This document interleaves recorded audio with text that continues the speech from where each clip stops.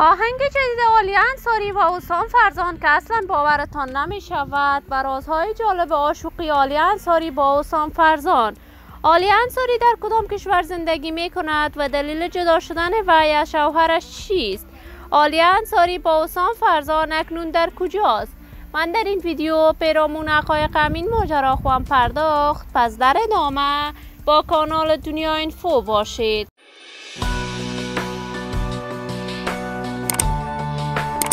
سلام سلامتی نثار هر یک از شما همراهان خوب کانال دنیا اینفو.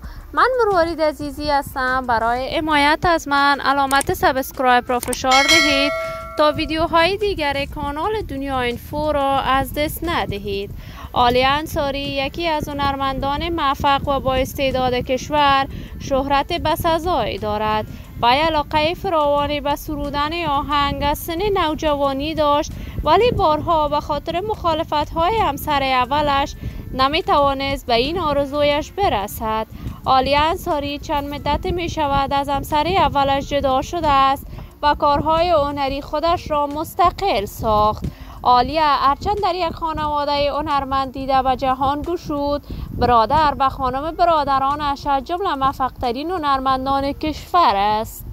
عالیه انصاری تازه تصاویرش در صفحات مجازی بعد از نشر آهنگ‌های عاشقانه‌اش با حسام فرزان نشر می شود که این دو به طور رسمی با هم نامزد شدند. عالیه انصاری و حسام فرزان جوابی برای دوزاران و طرفدارانشان ندارند و همیشه خاموشی کامل از خود اختیار کردند و یگانه دلیل جدا شدن عالیه انصاری از شوهر اولش مخالفت‌هایش در برابر هنر موسیقیش بود. حسام فرزان هنرمند جوان کشور که این روزها شهرت و محبوبیت خوبی پیدا کرده است، در کشور کانادا زندگی می کند و در آنجا مصروف ادامه تحصیلاتش است.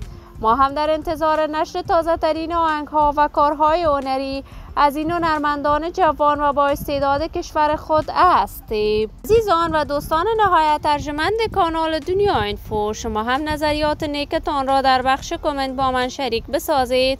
این ویدیو را با علاقه‌مندان و دوستان عالیه انصاری به اشتراک بگذارید.